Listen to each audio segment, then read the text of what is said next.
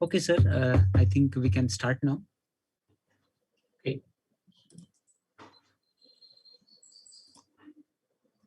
My namaste to all of you.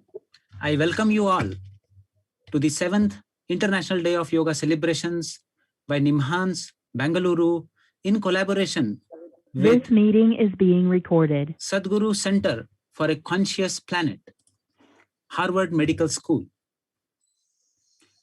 Today is a very special occasion. We have a very elite speaker today with us. We have Dr. Bala Subramaniam with us.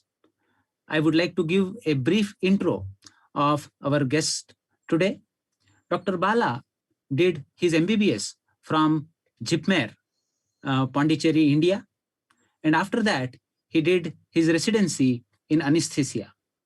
After doing his residency, he did Ellison C.G. Pierce Endowed Chair. He was in Beth, Israel Deaconess Medical Center, Harvard. Currently, he's professor of anesthesiology at Harvard Medical School. He's also the director of the Sadhguru Center for a Conscious Planet at Beth Israel Deaconess Medical Center, Boston.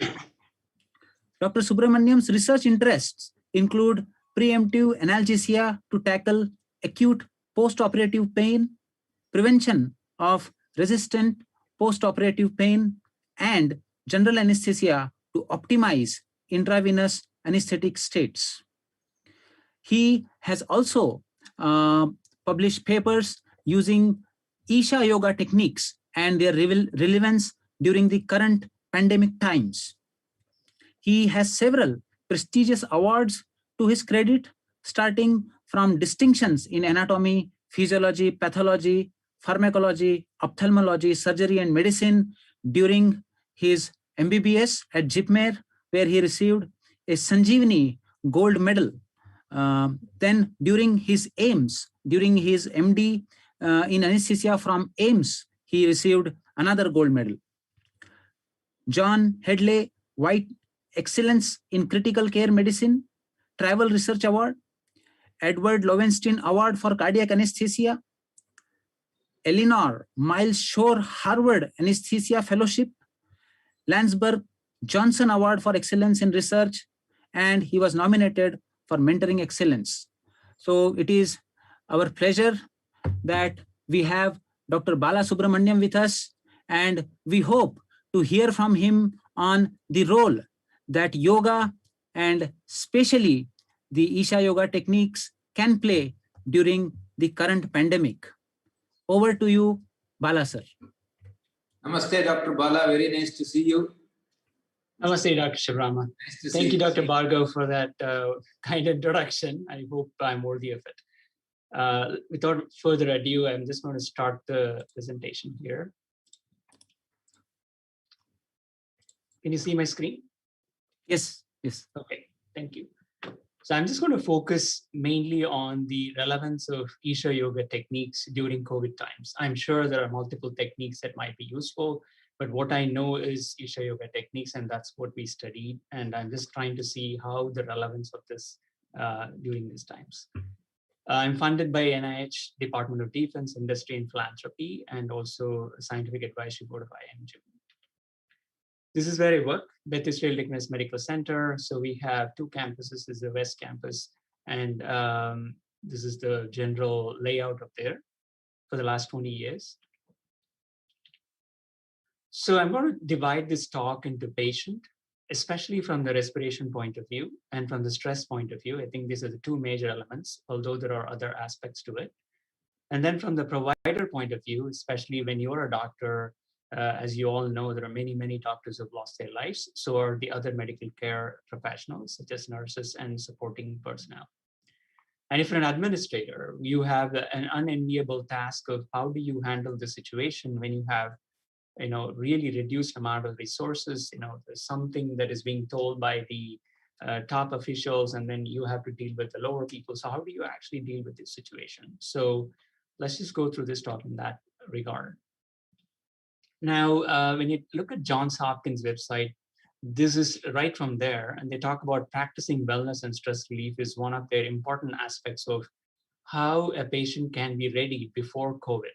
Especially India has seen such a huge second wave that it's really, really sad to see the status of many, many patients. So what can one do before you get COVID? For example, washing your hands, making sure that you cough and you don't spread it to others, like Sadhguru says, you make sure you don't get COVID, or if you get COVID, you make sure that you don't give it to someone else. That is your primary responsibility. Avoid touching your face and the social distance, whatever the government is recommending. And if you feel sick, stay home. And of course, practicing wellness and stress relief. These are all important things. Practicing wellness and stress relief is not an alternative to other things. It is in adjunct, or it is in combination with other things. That is what I want to emphasize here. Now, let's just talk about the respiration. That is a commonest problem. Last March or so, one of my colleagues got the earliest COVID relief. And when he got it, he was struggling with breathing, and he's an anesthesiologist. You know what the breathing is all about. And he struggled with that for almost 6 months, even after COVID was well gone. So it is not something that happens only during COVID, but it also remains for a long, long time to come. Having witnessed that, I can totally understand how a patient feels during the respiration part. So this is there are two major resources that one can look at. There's something called a dynamic homepage that sits in BMJ, or the British Medical Journal. They keep updating depending upon the amount of information that is pouring in. And so you can actually see the latest recommendations and the latest articles in the BMJ homepage for COVID. And I think they really do a good job there. The Lancet Respiratory Medicine talks about what are the problems here during, we all know that there is hypoxia. That is the commonest thing. Oh, the oxygen doesn't really get into the patient. And if it does get in, it doesn't really get into the blood. So if you look at what exactly happens, right? Pulmonary compliance goes down, meaning, so these are your alveoli. They look like the grapes or the sacs, the alveolar sacs.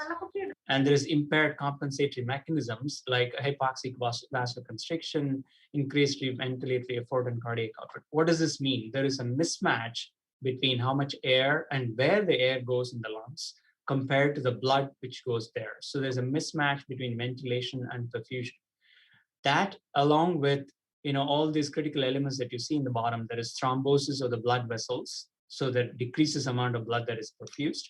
And there's edema, there's accumulation of fluid within the alveolar sac. And as it prolongs, then it leads to fibrosis that decreases compliance.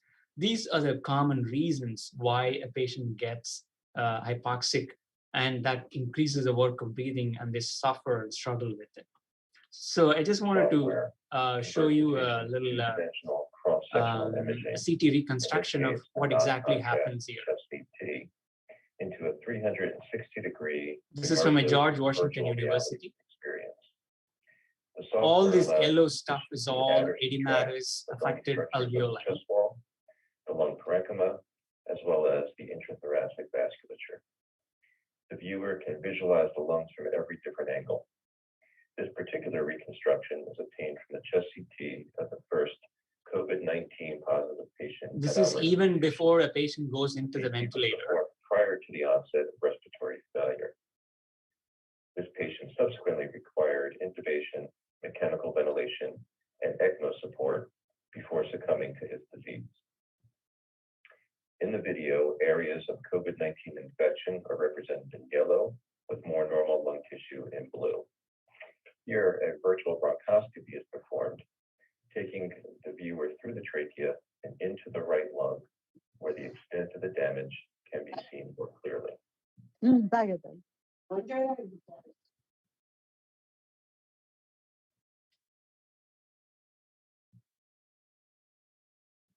With the virus spreading in your body. So you can get an idea of the extent of involvement of the alveoli and the edema that happens that you can see in the form of the yellow stuff there. So let's just go back to the fundamental physiology, right? As an anesthesiologist, this is what we deal with every day. So when you take an oxygen delivery into the body, that is how much oxygen is available to the tissues whether it is brain or myocardium or skeletal muscles or the abdominal organs. That is determined by the cardiac output, which is how much of the heart is able to pump blood times the hemoglobin in your blood, which is usually about 14 grams per deciliter or so. Cardiac output is defined by heart rate and stroke volume. So are you an efficient machine? That is, can you work at a lower heart rate is the basic question. For your routine work, can you produce enough stroke volume from your LV to maintain that is the whole point.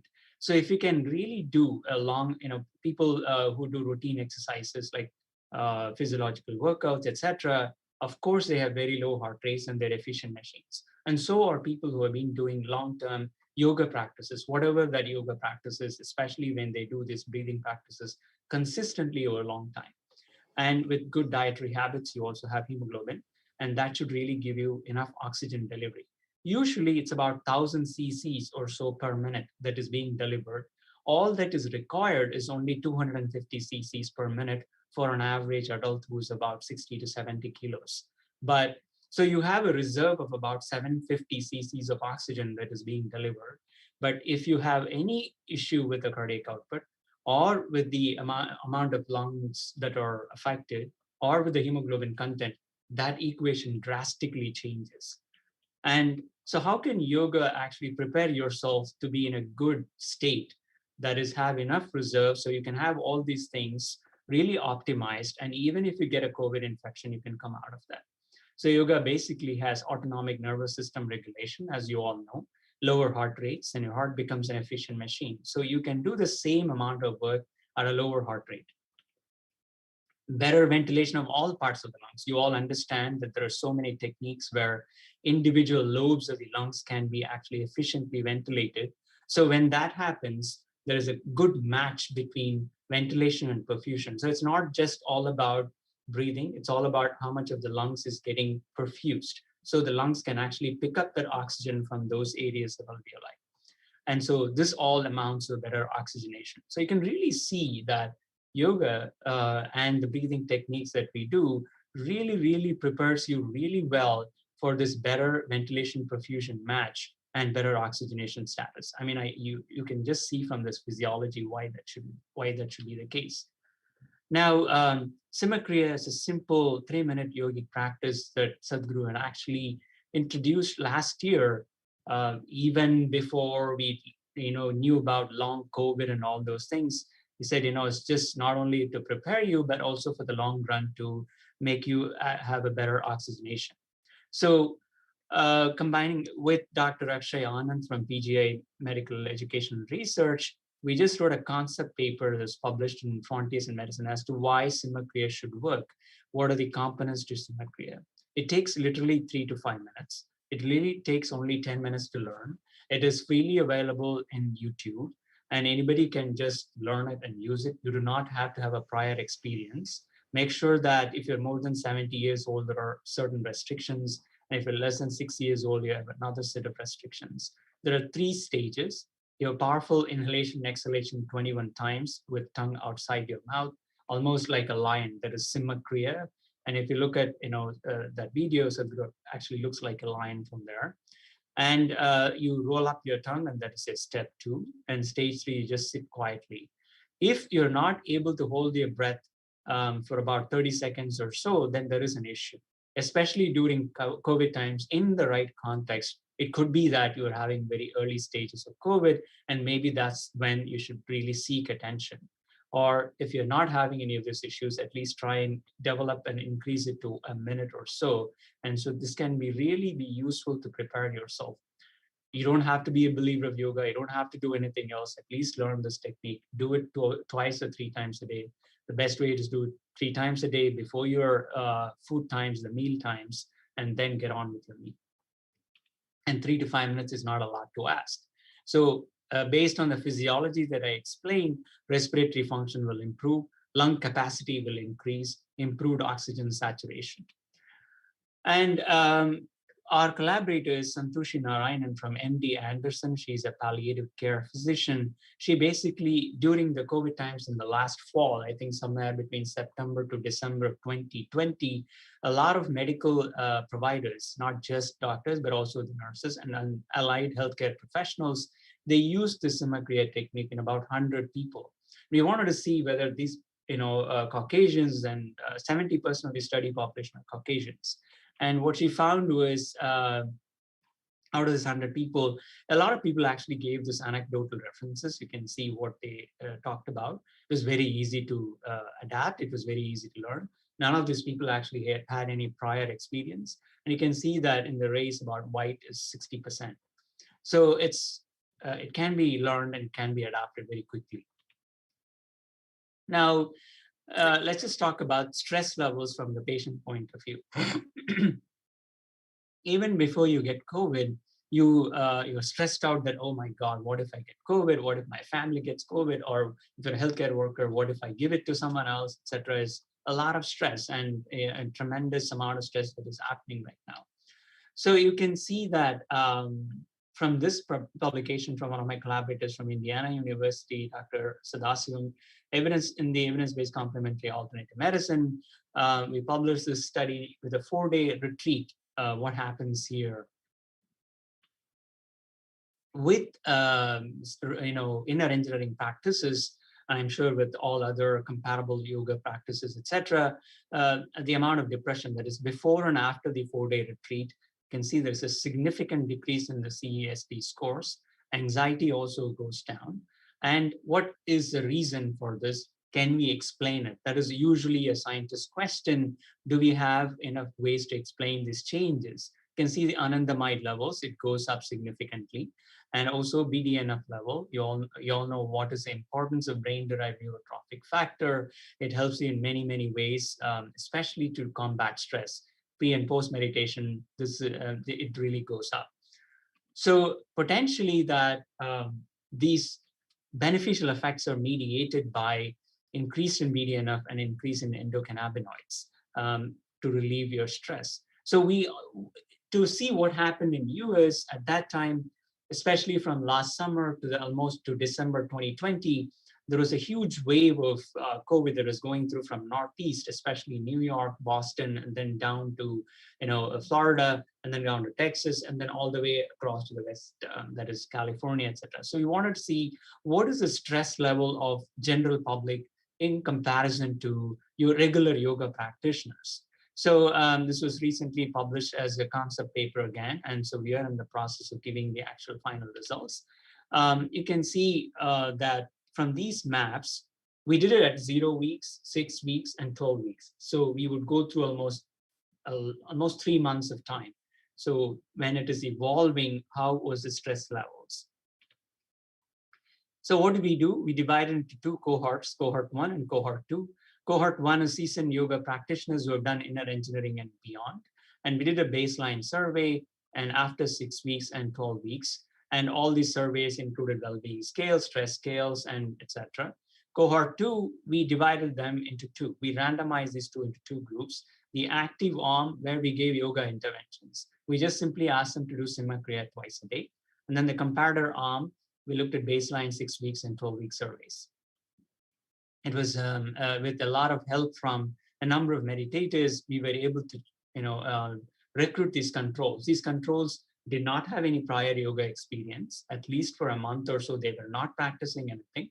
They were age and gender matched, and they were from the same geographical area in order to compare for the COVID incidence. So what did we find? You can actually see that a majority of people from all over the coastal regions and Northeast, Texas, and California, and that's the same control groups and yoga practitioners. So similar matching in terms of where they were from. So what did we find? You can see this green line that is regular yoga practitioners at all time points over 3 weeks at the peak COVID, their stress levels were the lowest perceived stress score levels. And you can see that in the control group, those who did Simacria, it started going down towards the other level. So simple 3-minute practices seems like can have beneficial effects as long as you're doing it consistently. Whereas the other group actually started also showing a decrease, that is the age and gender match who did not do any practices, but it didn't really reach the levels that was achieved by Simakriya or the levels that are achieved by regular yoga practitioners. Similarly, well-being scales were really highest for inner engineering practitioners, and for people who did Simakriya started climbing up towards that of regular inner engineering practitioners. Now, so definitely the psychological stress decreases with yoga breathing practices. There's no question about that. Now, most important question that people want to know is what happens to the immunity, right? So this was a collaborator, Professor Vijayendran Chandran from University of Florida, Gainesville, and a number of other collaborators were able to look at samyama, which is one of the highest form of retreat. We had we had blood samples from those people, and so we just made use of it, took advantage of that, and saw what was the immunity levels in those people. So it was totally run by Dr. Chandran. Let's just see whether we can advance the slide next. Okay, so this is a co-expression network analysis of whole blood transcriptome profile changes, and this was a longitudinal study. So you can see that for this particular time point, one was baseline, so we collected blood samples. Oh, sorry about that. So we collected blood samples from baseline, and then they did 60 days of practices, and then they went to the retreat. So the time point 2, here if you see time point 2, it is about 60 days of practice, after 60 days of regular practices, which is a must before you get into the samyama. And T3 is immediately after the retreat, and T4 is 3 months after the retreat. So you can see in comparison to T2 versus T1, that is after 60 days of practices, not much of differences between the two groups. This is a heat map of expression of the top 10 genes. But whereas T3 versus T1, that is post 7-day retreat, there's differential expression of the genes here at the T3 level. And that was so even in T3 versus T2. And even immediately after retreat was better than 3 months after. So what did this actually show, right? So again, consistency of practices. Let me see whether the slide will advance. You can see that the genes that are responsible for immune effector process, activation of immune responses, and the RNA catabolic processes and innate immune responses, they all went up. And the protein-protein interaction network showed that this was a beneficial effect of doing regular practices, and you actually had higher immune responses. So this work is actually already there in the open BioRx website. It is not peer-reviewed yet, and PNAS is actually peer-reviewing this particular article. And you can see that with meditation, T3 versus T2, there is definitely increased expressions of important genes like STAT1, etc., especially the interferon genes. As you all know, interferon is one of the treatment for COVID responses. With mild COVID, it goes up. With severe COVID, especially the genes responsible for interferons really goes down. So because it's all blue. So you can really see why this is working out. So immunity improves, CD4 increases from the historical publications, and the CD4, CD8 becomes favorable. Inflammation decreases, pro-inflammatory cytokines, and MCP1. So simple yogic breathing practices can decrease your stress, it can decrease your inflammation, increase your immunity, and respiratory function. So how else can you better prepare yourself to face COVID? Because there is nothing else that is really available right now other than the usual standard practices like distancing and staying at home, etc. So does online delivery of inner engineering programs work? Especially COVID times, you cannot do anything in face-to-face, right? Usually, traditionally, people say that the way you receive these yogic practices and who gives it is very important. And potentially giving it face-to-face is much more beneficial than others. But during the COVID times, does the online delivery work? And you might have seen this particular many times from me. So this is Inner Engineering Online. There are about 7 modules in it, again from Sadhguru. And this was to a tech company, especially just before COVID. That is winter of 2019 or so, we were delivering this. And you can see that in people who are compliant, that who at least did 3 or more days in a week of doing this Inner Engineering Online, that is the red line, they actually had just reading as a intervention. The blue line is the correct intervention group. There was a significant decrease in their stress score. So almost a 50% reduction. So the red line is when they flipped over, that is a waitlisted randomized controlled trial. You can see that they also actually reduced in their perceived stress score. So it seems like online delivery can also be beneficial. And this is the inner engineering completion online. That is, again, this work is being analyzed. It's being peer reviewed. What we did was, after 7 inner engineering online modules, there's 1 day of actually online initiation by Sadhguru himself. He does about 5,000 to 10,000 participants over online. Very recently, during COVID times, it started doing it this year, early this year. We wanted to see what happens in those people, pre and post. We took about 174 participants or so, and you can see that there is varying levels. About 86% of them are white, and rest of them are, equal distribution here. And what did they show?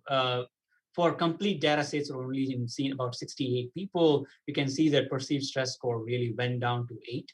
This is after 6 weeks of initiation. And Pittsburgh Sleep Quality Index actually improved. Mass score, this is a simplified mass score, so going down is actually beneficial.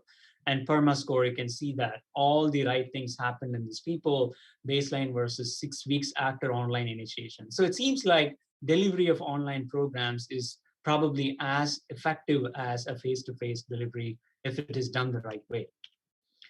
So this is a pictorial representation. This is right before the online initiation, right after the online initiation, and 6 weeks after. So really, they have been doing, these are committed people who come for this 1 day of almost 10 hours of a program. Now let's just go to the providers, right? All the things that I told so far for a patient also is applicable for a provider, because they can also be a patient. As we all know, we may actually take this time to be very grateful to all those medical people, both physicians and the allied healthcare professionals who lost their lives, especially in India because of COVID. I'm really deeply thankful and grateful for their services. And you can see from the Medscape publications already before COVID, their stress levels are almost 28 to 50%, very, very high. And you can see the practices in which this is from a survey from all over US. And the suicide rates are really high in these people. And also the nurses had high, this is all again pre-COVID. Now you enter COVID, you can see that a number of people are really scared that they might die. Or in India, I believe, relatives actually physically abuse the allied healthcare professionals. So that is also a problem. And we all know that right during the shutdown, the amount of alcohol sales and the other things went up by almost 10,000 times. Unbelievable number. So impact of Isha Kriya and total mood disturbances. We have seen in healthcare providers that at 7 a.m. when you're supposed to be fully enthusiastic when right before coming to work, and these people were having a higher level of total mood disturbances. A higher score means higher disturbance level. Right after 15 minutes, they actually decreased, and all the negativity went away. To build up the positivity, you need consistency and long-term practices. And so this work was published in a Faculty 1000 article. And simple practices like Upayoga, which are simple things that people can do in their offices, especially people who say, I don't have time. This is your slide. You can see if you do it consistently, all the negative subscales start going down. In between, during your coffee breaks, whatever, if you're a physician, etc., you can do these simple practices. You learn them properly, and you cannot do it wrong because they're so simple. Let me just go back one slide. And you can see that Samyama meditation also, if you have baseline depression, that is this continuous black line, it came down and it actually stayed down for almost 3 months. Similarly, for anxiety scores, it came down and stayed down. So this was recently published in Frontiers in Medicine. This was again a collaborative work with Professor Sadhguru, who led it. Now, we have a problem. We know what the problems are for physicians, and we also have a solution. And enough work has been done and published, but what is the issue? Why don't we actually take it up and do it, right? You can also see in our own hospital, in about 350 people or so, there were moderate levels of stress, especially in younger surgeons and younger anesthesiologists and nurses in the 20 to 40 years age group, when we think that they should be the happiest. The next is we take it to the administrator level. So again, this can be applicable for anybody who is a physician or patient. I'm just focusing on the administrator level. The data that we have is again from a 7-day retreat. I'm not prescribing 7-day retreat for everybody, but that is the data that we had. Potentially we can do the simple practices like inner engineering, etc. We can probably adapt and see whether this improvements in executive network happens. Again, this work is in collaboration with a large number of people. And what did we find? We found that meditators show greater connectivity in the executive cortical network before and after samyama. You can see the comparison of meditators before and after samyama. And again, when it is compared to controls, they showed similar improvement in the executive cortical network. And so all this correlates to improvement in attention, memory, impulse control, emotional stability, self-awareness, and problem solving. These were all correlated with neuropsychological questionnaires. So the common dilemma that a person has is the administrator can always ask this question, have I done enough? Why did I do this? Why did I do that? And they end up beating them. So this was a real exchange that took place in May 2020 between one of our hospital administrators and Sadhguru. It takes about 5 minutes or so. So just watch the video, what goes on, because there is better watch than I talking about. I am the chief nursing officer, but in this COVID-19 response, my main responsibility has really been being the lead incident commander for our response to COVID-19. And really what that's all about, we talked a little bit earlier, Dr. Barrow and others, about the example of ventilator allocation. And we're all very grateful that we haven't actually had to face that particular problem.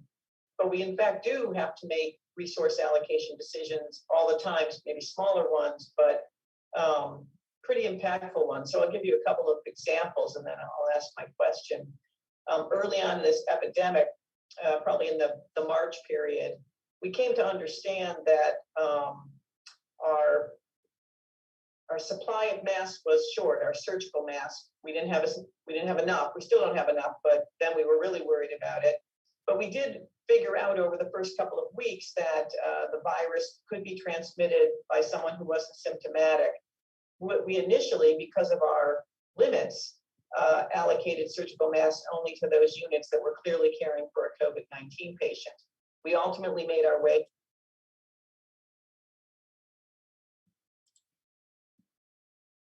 to what we do today, which is universal masking for all staff and in fact patients. But in that intervening period, when we came to understand universal masking would be good, but we didn't have enough. We didn't universally allocate them, and there were circumstances where staff got infected from each other, where staff infected patients, and where staff were infected by patients who we failed to see as suspect. So we made an allocation decision, and we did less than we would have liked to have done, and people got sick. So that's one example.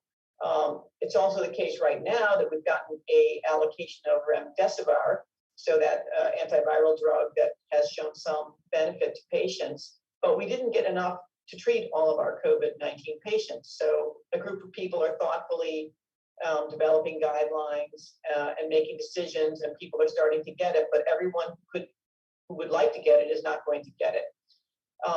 So we have methods for doing that, and they're good. But at the end of the day, we will make decisions that will be imperfect and also will still lead to circumstances where people are, if not harmed, at least not, well, put in harm's way. And my question to you is, how do we think about the moral distress of the deciders, the people who've made those decisions and have to live with the imperfect consequences of those decisions? How do we support, how do we think about, how do we guide, how do we counsel those people making those decisions? They make good decisions, but still there's a moral distress in the decisions they make. Yes, during times like this, unfortunately, many of us are forced to make decisions that we wouldn't want to make, but it's important that those who are most humane make these decisions based on fundamental humanity, not on any other value. There are economic values to it, there are commercial aspects to it, but if our decisions are made on the basis of our humanity, but still there is no such thing as a right decision, because as you said, we are exposing somebody to infection, we are sending somebody to death, the one who could have been saved has died, one who could have died has been saved. All these things will happen because none of us make ever perfect decisions in any given situation. Nobody can make a perfect decision. With the best of our intelligence and capabilities, all we can make decisions. But let our decisions come from the core of our humanity. That is the only way we can go ahead. But is it a right decision? We don't know. We do not know whether it's the right decision. But did we do our best? It must always be so, that we always did our best, never less than that. Thank you. So one turns back to how one went about making the decision and sort of relies on that. Yeah. Because nobody can make a perfect decision, especially in a situation like this, or in any given situation.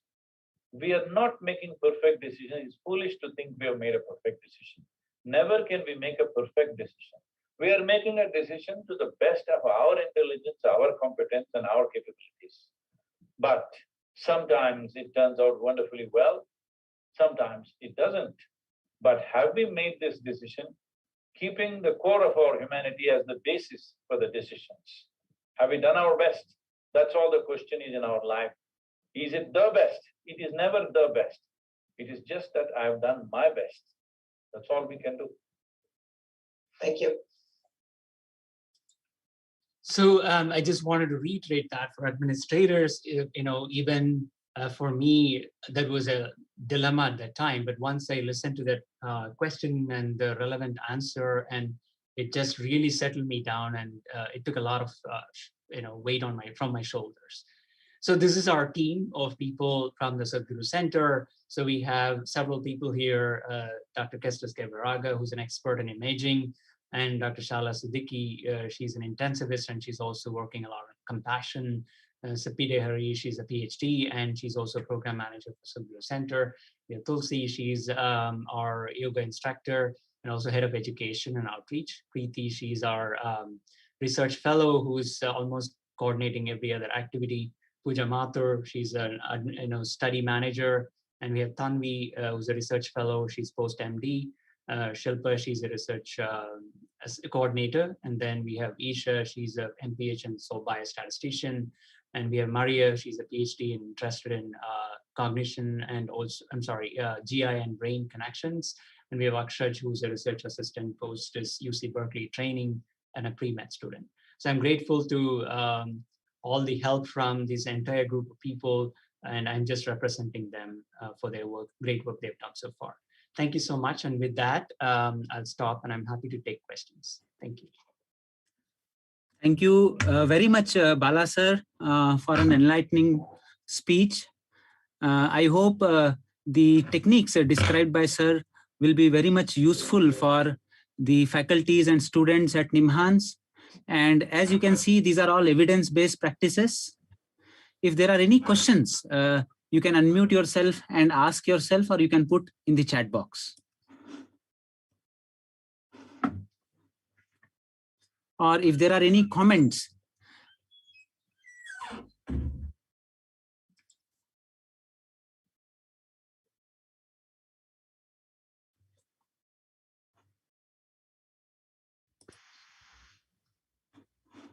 Yes, Shivram sir. Yeah, thanks, Dr. Bala. That was an excellent talk, and I think in a way around 35-40 minutes, you managed to put a lot of information into this. These Simha Kriya and these techniques, which they usually form a part of a larger module. That's what I'm assuming, that when you learn Isha Yoga, you learn many of these things along with a lot of other practices. In these studies, they were used as the whole module or just the Kriya? Just the Simha Kriya alone. Okay, okay. So that would take what, 10, 15 minutes? It takes really 3 to 5 minutes to do. And 3 times a day, there is a study which, we had about 7,500 participants. 5,000 people were regular yoga practitioners, so that is separate. But in the other 2,500 were people who have no exposure to any yoga. They do not do anything else, and they were randomized into 2 groups. One group did Simakriya, and the other group did nothing. Basically, we asked them to read a book or something like that. So we took only those people who are compliant and 100 people or so who did everything regularly the way we told, and we analyzed those results, and we could see that. Again, in MD Anderson, there's nothing else that was given, just the Simakriya. I know it looks a little fairy tale-ish when we talk about reduction in the perceived stress scale with just a 3-minute breathing, and that's what we see. Data is data. When we have data, we just have to be data-driven. And Sadhguru also mentioned that, especially during COVID time, there are many benefits that can come out of it. We are trying to do many other studies. I'm not going to disclose some study which we have done with Akshay Anand, and he's analyzing the results. So they have done people with COVID positivity and were given Isha Kriya and Simakriya, and also they also had COVID negative ones and healthcare workers. He has done extensive blood work, etc. with that. So someone is asking, can you share the link to Simakriya? It's added in my presentation. If you just type in Simakriya in the YouTube, it'll come up. And it's a 10-minute thing that people can learn. This is not for people who are regularly doing yogic practices. Maybe in addition to what they're doing, this could also be helpful. I don't know the answer to that. I have no evidence. Potentially it could be. But I'm just talking about people who don't believe in anything, but who could actually take just a small practice and do it. And especially in India right now, the way things are happening, this is not a lot to ask. It's literally 10 minutes a day. Yeah, that's what I was going to ask you next. You answered that question as well, because in a COVID positive patient who possibly has mild symptoms, this would be a very useful addition to whatever else they're doing. And it's quite practical, like you point out, and it could be done on the tele mode. So this is a very good combination of things, I think, in this context. So thank you very much for that. I wanted to add one more thing. There's something called long COVID. And you're all sure that even after COVID has come, it has become negative. People are suffering from that. Consequences, especially brain fog and also the effect on their lungs. And the lung effect is like, they just say we can't breathe enough. And we have actually a long COVID center within Beth Medical Center. They do all kinds of testing and they don't find anything really abnormal in routine medical testing. So, but they still complain of all these issues that they have.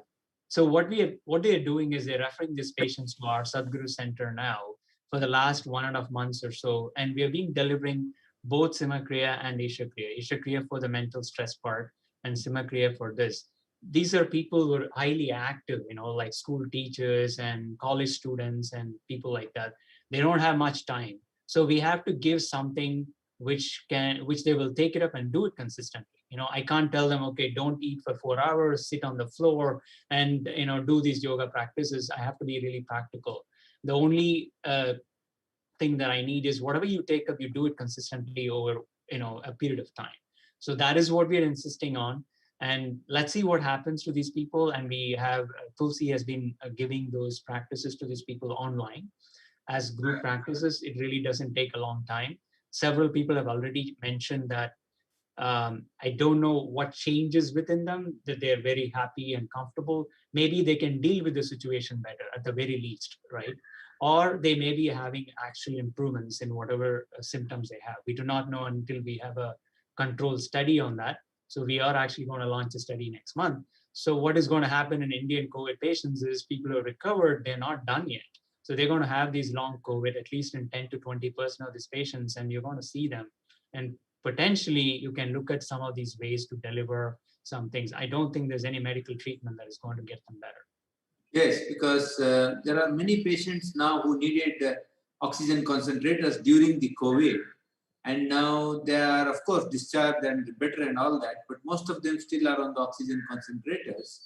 And it's a big thing to get them off because the moment they stop the oxygen concentrator, it goes down to 86 and 87 and things like that. So I think it would be extremely useful if we add this to whatever regimen, you know. Yeah, I mean, if you think of it physiologically, the common problem is atelectasis, right? Because of COVID, people don't even go out and walk. Yes. And now you have a disease, you had edema, and now you have atelectasis. What happens to the alveolar sacs is when they completely collapse, it takes a lot more effort to expand it. Normally, it goes like that. So it can, when it is partially expanded, you can breathe in and breathe out easily. When it is completely collapsed, it takes a lot more effort to open it up, open the alveoli. So these techniques, I can at least see intuitively why it should help.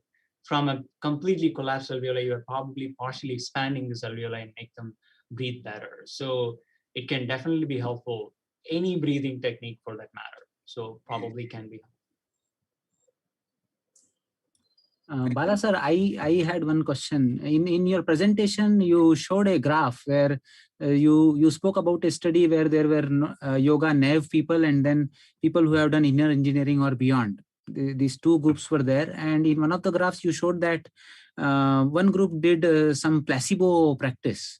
Finding a placebo or active control for yoga is a bit of a challenge in our yoga research also. So I'm just interested in knowing what the placebo group would do. So that is, usual reviewers' question. When they decide mentally that, oh, I'm not going to actually take the study, then they can look for all reasons to reject something. And that's the way, unfortunately, that's the way review world works. And so we have to come up with this delayed waitlisted controls trial to make sure that we have the best of our ability. This is not like popping a pill, right? You give a medication to take a pill, things happen. But here people have to get engaged and do it actually. And so there is going to be a lot of bias in all these things. So we're trying our best to have a control. Our controls are usually active reading. So in collaboration with the mind-body group here, we decided that probably active reading can be a good control. But depends on the study question that you're going to ask. And so what, for example, if a study question is yoga practices are much better than physical exercises, then you have to have that as a control. Then you have to have both of them as a combination. So I don't know. For now, we are saying sit quietly for 15 minutes is what we started with. And now we have evolved into active reading. Mainly because Northeast, when you do a study in winter, people cannot go out and walk. It's kind of snowing and we can't even tell them walk for 15 minutes. So we have decided that we'll just be practical and we tell them active reading, potentially they will do it.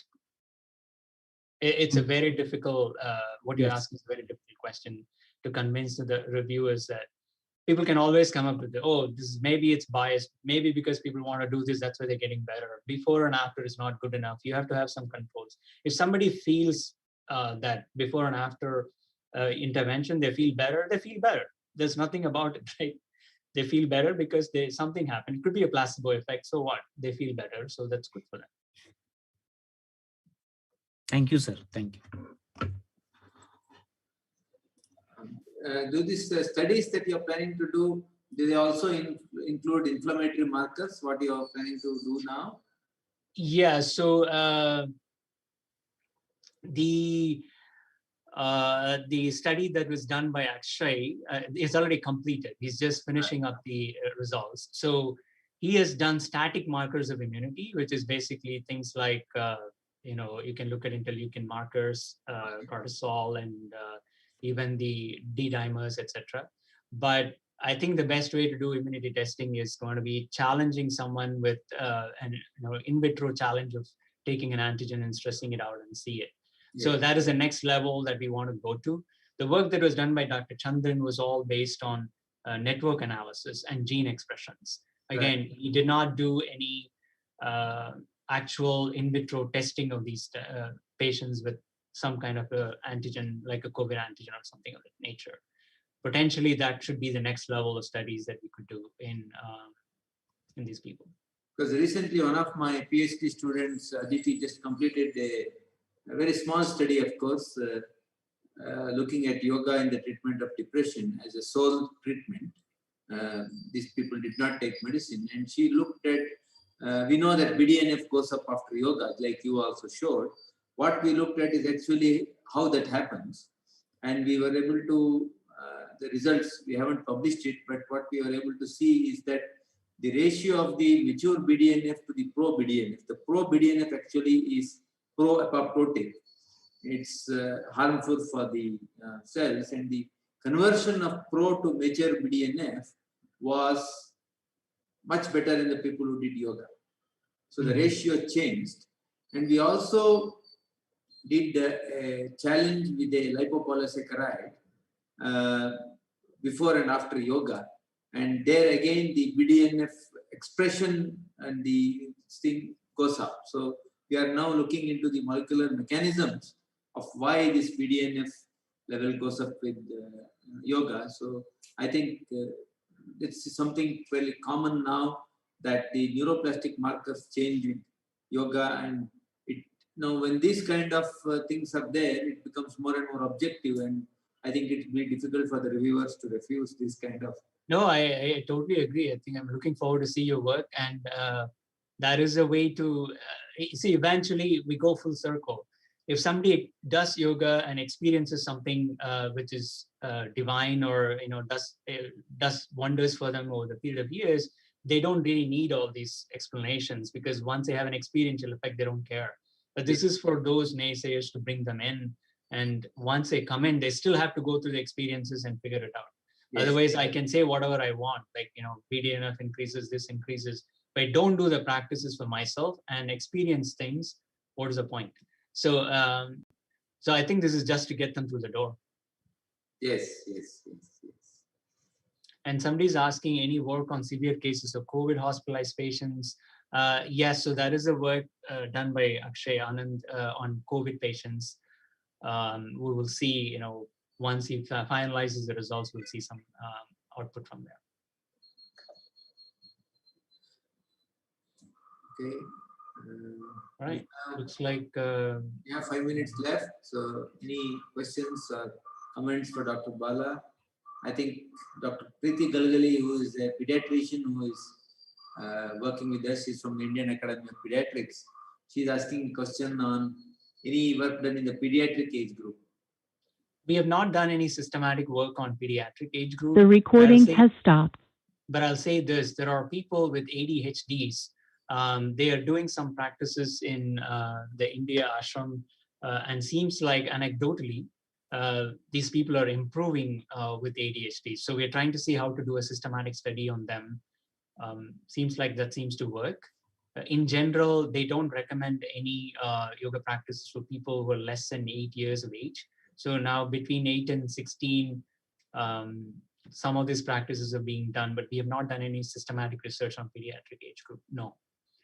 Somebody's asking, most of the studies looked at yoga practitioners or long-term Isha yoga meditators. So the way we defined in some of the studies is if you've done inner engineering and beyond, at least for a month or more, then we took them. Of course, retreats and other things had other requirements. Like, for example, Samima retreat, they should have done a few practices to have gone there. For me, that's probably the highest I could do as an outsider, staying outside the ashram and learn from it. So that is not probably for everyone. But usually the COVID stress study was done for people who have done inner engineering for a month or so.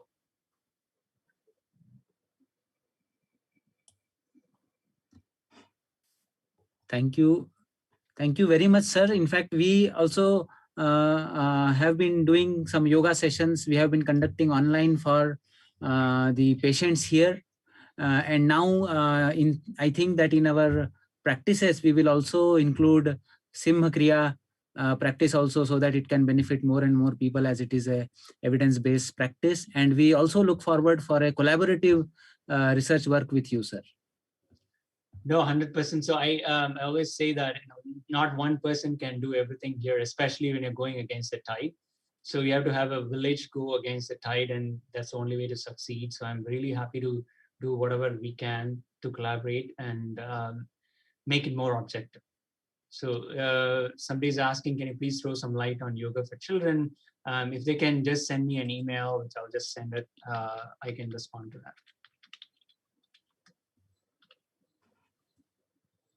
Yes, so the email addresses are there in the chat box. Thank you very much for your valuable time, sir, once again. I thank everyone who has join this guest lecture. This is the 7th International Day of Yoga that we are celebrating. And as correctly pointed out by Dr. Bala, that we all have to connect together to overcome this monumentous wave that has troubled the whole humanity. And yoga looks like a path. So let us all join together and connect. Thank you. Thank you very much, sir. Thank you. Yeah, yes, well, sir. I just want to say one last thing. Tulsi is reminding me that there are 2 sessions for those who are in the US. We have one at 12 to 12:30 and 5 to 5:30 for International Yoga Day. Yoga for respiratory health. Let me see that I can share this. It's not coming up. Sir, there is already a Zoom link in chat box for a session from Okay, 9:30 all right. So yeah, I see it. Okay, that's all. Thank you very much. Thank you for the invite. I'm really, it's my privilege to talk to you all who do much more than what we do here. Thank you very much. Namaste. Namaste. Thank you, sir. Thank you.